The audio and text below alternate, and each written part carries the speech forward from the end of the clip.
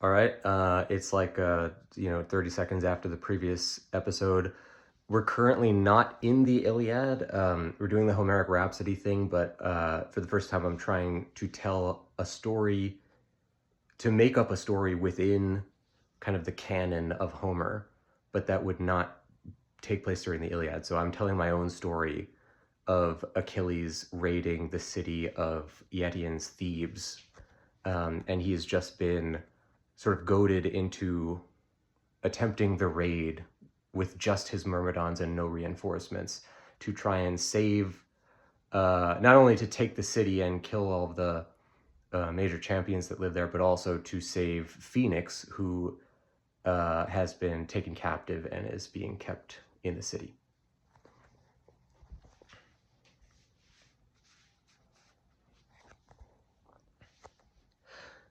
Thus, having spoken the son of Peleus, that swift-footed young boy of only 15 years, he came back to his tents, which were laid up at one side of the Achaean forces on the beach, and that whole assembly disassembled, with Nestor, son of Neleus, speaking his words into the ear of Agamemnon, and the two of them going back to the feast, knowing that they had accomplished their goal.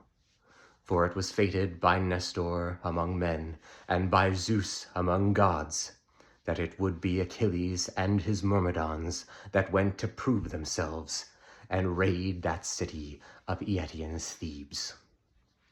So Achilles returned to his tent, and his attendant Automedon, his great friend and charioteer, greeted him at the door, and Patroclus, his young attendant, who was but a year older than Achilles, and his cousin, who had come from that other city where his father Menetius brought him because of a great tragedy, and the two of them, through tragedy, were brought up as brothers in the halls of the king of Thebe, that great father of Achilles, Peleus, the Argonaut and heroic seafarer. Patroclus it was who was at the flame of Hephaestus, up above that golden tripod, cooking up a great meal for Achilles and his top captains. The larger contingent of myrmidons was out among the tents and at the feasting tables that had been crudely laid up on the beach, and were being served from a general assembly of chefs and cooks who were brought as constant reinforcements from the various lands. But Patroclus it was who was always the one to bring that hearty feast to the great captains of Achilles, those top myrmidons, the son of Hermes, and then Automedon, and Achilles, and Patroclus himself, and the other captains. Such was his skill with his hands, Patroclus, the great healer, and chef, and friend to all, gentlest among those Argive forces, with his words and deeds. And Achilles came in, boiling over with rage. Automedon saw the shadow on his face and flinched away, not wanting to say a word. And Patroclus, who had still been at his flame, roasting that spit of hog's fat over that great meal that he was preparing, sprinkling the salt for all, and still keeping a portion for the gods to be offered at the meal's finish. He did not see Achilles as he came in, and greeted him warmly.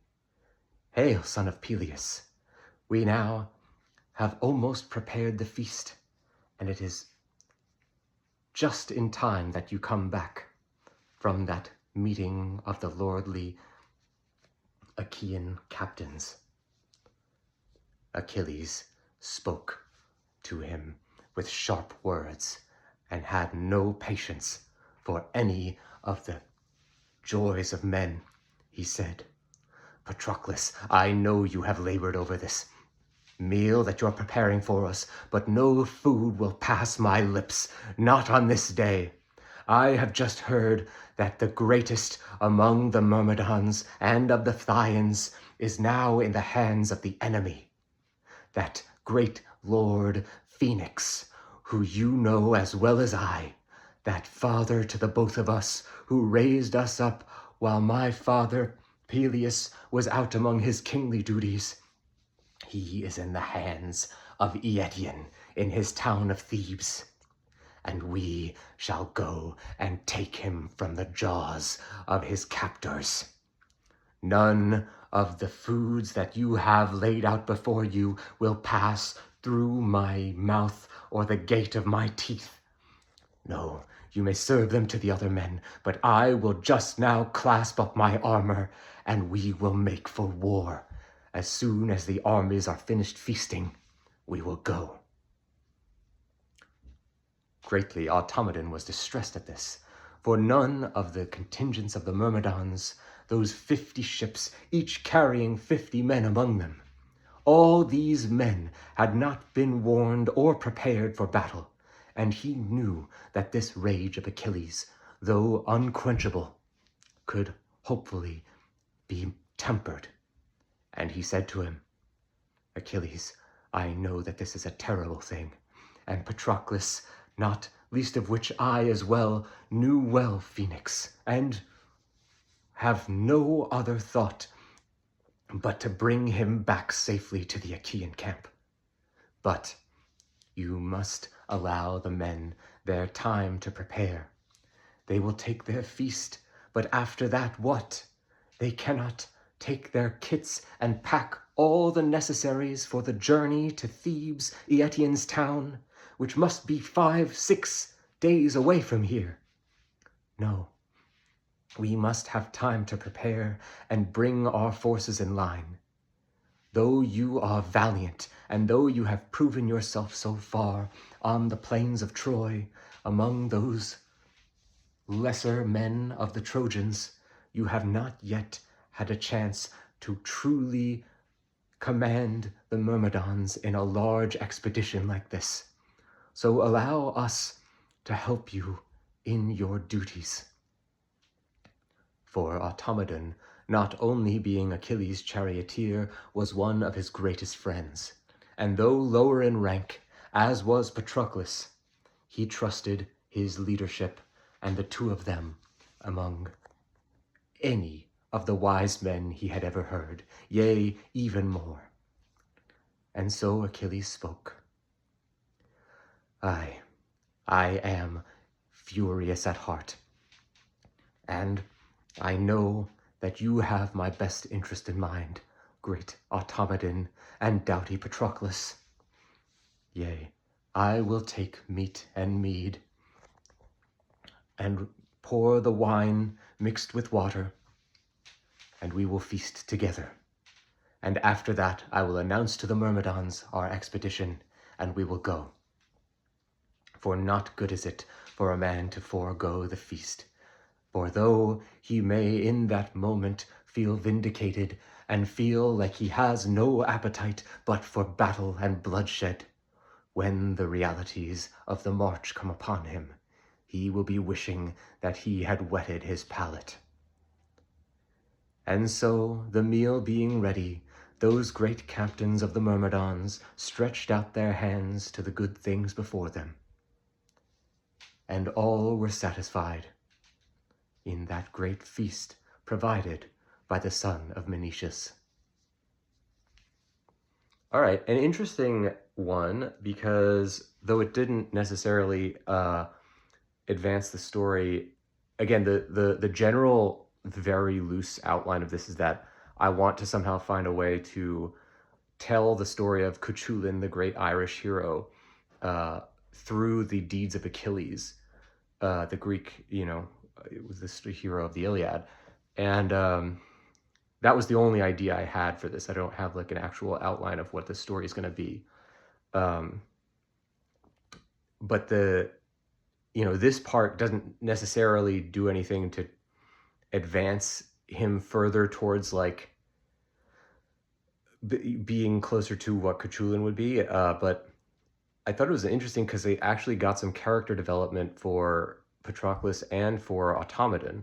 Automedon, who's listed in the Iliad, Patroclus, it's said a lot that he's a friend of Achilles and he's like the gentle-hearted and he's, you know, everybody's friends with him, but you never really understand why. There's one part where he helps Eurypylus when he's wounded, but there's not really a lot of like evidence of what's so, you know, different about him from anybody else. And Automedon, you really almost get nothing about why, about the friendship between him and Achilles. And I thought it was kind of interesting to have this moment where, number one, you get to see the friendship of all of them and that Achilles does respect their opinions. And also it gets to build these moments of, you know, in the Iliad when Patroclus has already died, Achilles talks about how he used to always prepare the meals for him and stuff. And I thought it was a nice little thing to be able to add that in. But to have this moment where Achilles is boiling over with rage and doesn't want to eat until he's had vengeance, which is a thing that happens in the Iliad. But here in the story, before he has this like ultimate godlike rage of the Iliad, he's once again enraged and doesn't want to eat, but he is able to be talked down by his friends to then, you know, take a meal and allow his men to prepare, as opposed to in the Iliad when he's like, you know, it echoes that in a way that we know later, you know, 9 years later or 8 years later, when that story takes place, he will be faced with the same situation, but nobody will be able to talk him down. So I thought it was kind of a cool, off the top of my head, character moment that like rhymes this story with the Iliad we know. And so that's pretty much it. There's not like so, the plot didn't move forward that much, but it was kind of a nice little like character moment between them. It's still mostly dialogue and scene directions. There's not that much like Homeric similes or anything, but again, it's not perfect, but it's kind of exciting to be doing this. Like I didn't think I'd be able to come up with anything for this story, but it's going all right. So again, we're doing this in service of the game project I'm working on to try and be able to write off the top of my head more authentic Homeric style verse. I'm trying to, for lack of a better term, just like become Homer, in the sense that I can tell stories from the Trojan War off the top of my head in Homeric style speaking. Not to say that I would be like anywhere near doing something that Homer could have done, but it's also kind of enlightening just as a person who studies ancient Greek stuff a lot and Homeric stuff in particular, to know that I am experiencing the same, in my own modest way, the same like creative process that Homer did, where you're not writing down anything and you're not using written stuff to help you, and you're just coming off everything off the top of your head in the moment, and trying to make it all work and drawing on your memory of, you know, legends and stuff that you already know, but not, you know, using it in a written way. So it's been really fun. And this in particular, this story where I'm, you know, telling this untold story of Achilles. I don't know, maybe somebody wrote a book about it, but I've never heard of it. I thought this would be kind of interesting. So, all right, we'll keep going with it.